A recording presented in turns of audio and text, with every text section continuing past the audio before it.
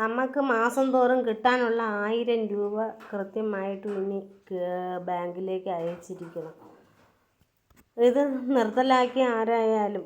കാരണം എന്തെന്ന് വെച്ചാൽ നമ്മൾ ആ പൈസ കൊടുത്താണ് വല്ല അരിയും ഒക്കെ മേടിച്ചും കൊണ്ടിരുന്നത്.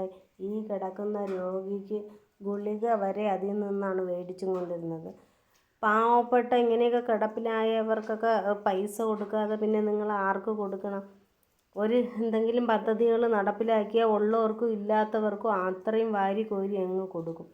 അതേപോലെ ഇപ്പോൾ പ്രിയദർശിനി സൗജന്യ യാത്ര, അത് തന്നെ പിന്നെ പാവപ്പെട്ടവർക്കും പൈസ ഉള്ളവർക്കും ഇല്ലാത്തവർക്കും അത്രയും ഒന്നേപോലെ. ഞാനാണെങ്കിൽ ഈ പ്രിയദർശിനി വണ്ടി ഓടിയതിന് ശേഷം 2 പ്രാവശ്യമാണ് ആ ബസ്സിൽ കയറിയിട്ടുള്ളത്. ഇന്ന് വരെ 2 പ്രാവശ്യം. അനാവശ്യമായിട്ടുള്ള യാത്രകളും കാര്യങ്ങളൊന്നും എനിക്ക് ഇഷ്ടപ്പെടില്ല. ആവശ്യത്തിന് എന്തെങ്കിലും ആവശ്യമുണ്ടോ നമുക്ക് പോകാൻ വരാം.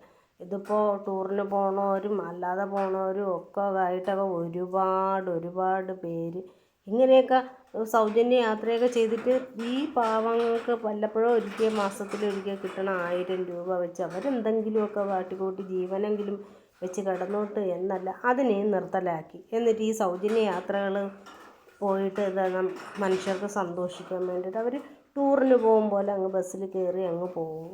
എന്തൊക്കെ കഷ്ടങ്ങളാണെന്നറിയാമോ? ഈ ലോകത്ത്, ഈ കേരളത്തിനകത്ത് ഒരുപാട് പാവപ്പെട്ട ആൾക്കാർ ഒരുപാട് പേരുണ്ട്. അവരെയൊക്കെ നിങ്ങളൊന്ന് കണ്ണ് തുറന്ന് കാണാത്തതെന്ത്?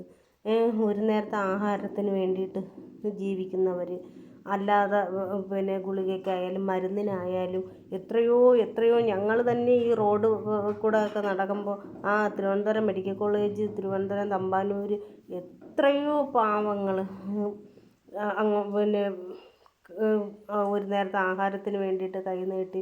ഇതൊക്കെ നിങ്ങൾ കണ്ണ് തുറന്ന് കണ്ടിട്ടാണോ ഇങ്ങനെ ഉള്ളവർക്ക് ഇങ്ങനെ വാരി കോരി കൊടുക്കുന്നത്?